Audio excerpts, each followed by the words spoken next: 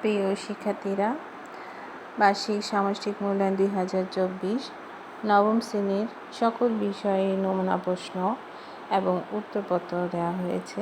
তোমরা এর মধ্যে সকলে জেনেছ যে বার্ষিক পরীক্ষা 2024 অনুষ্ঠিত হবে। সেখানে প্রশ্নের কাঠামো কেমন হবে এবং কোন কোন অভিজ্ঞতা থেকে প্রশ্ন করা হবে, কিভাবে করা হবে সেই বিষয়ে আমরা নির্দেশনা পেয়েছি। তার সম্পূর্ণ এখানে তুলে ধরা হলো। এই নমুনা প্রশ্ন হুবহু পরীক্ষায় আসবে ঠিক তা নয়, তবে এই প্রশ্নের কাঠামো অনুযায়ী পরীক্ষার প্রশ্নপত্র তৈরি করা হবে। সুতরাং শিক্ষার্থীরা, তোমরা এই প্রশ্নের কাঠামো অনুযায়ী বার্ষিক পরীক্ষার জন্য নিজেদেরকে প্রস্তুত করবে।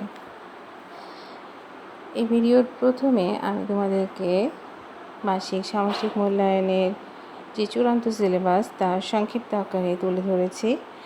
আশা করি তোমরা এই সংক্ষিপ্ত সিলেবাসটি দেখে অনেকটাই উপকৃত হবে এবং এখানে যে সিলেবাসগুলো দেওয়া আছে সেখানে মানবন্টন অনুযায়ী নিজেদেরকে প্রস্তুত করবে। আমাদের বার্ষিক মূল্যায়ন হবে 3 ঘন্টায় এবং 3 ঘন্টার মধ্যে আমরা আমাদের সার্বিক প্রস্তুতি গ্রহণ করে পরীক্ষায় সুন্দরভাবে তা উপস্থাপন করব।